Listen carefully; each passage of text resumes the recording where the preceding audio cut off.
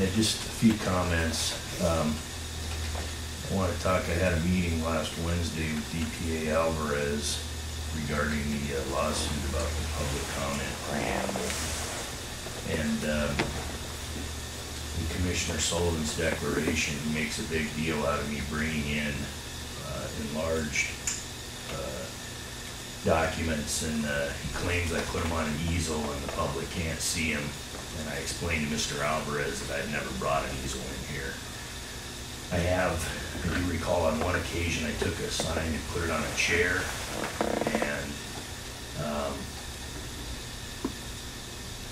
you know, DPA Alvarez said that that's an easel, which, you know, I suppose. But the problem is that in your declaration, that wasn't the day that you were complaining about. You were complaining about the critical areas ordinance when I came in and complained about that. And on that particular day, I leaned what I had up against the Diaz, and you guys complained you couldn't see it. So then I leaned it up against the chairs in the front row here. So the point I'm trying to make is you're signing under penalty of perjury. What you're saying is true, and what you put your name to is not true. And I just want to make a public record of that fact. Second thing that bothered me is the reason for the conference with Mr. Alvarez. He was complaining about some of the interrogatories that I was asking, which are just questions I'm asking you. And one of the questions that I posed to all three of you was, what was the definition of a personal attack, as that was enforced on November 9th? I have a right to know. It's never been explained to me exactly what that is, and Mr. Alvarez advised me that a good lawyer would ensure that all three definitions match.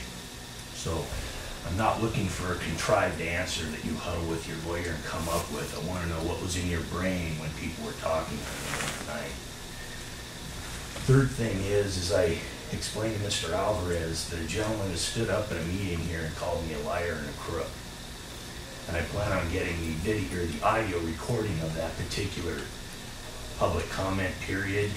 And so, as has been the problem in the past, when I request specific information which would help me in regards to a legal proceeding in which I've initiated, sometimes that audio is missing.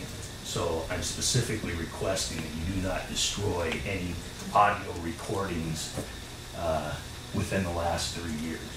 And the last thing was really troublesome was he complained about my interrogatory about Fishbach saying F-U. That starts with an F, ends with a CK. He didn't know the relevance of that. And the problem is that... Red light. Okay. Anybody else this morning?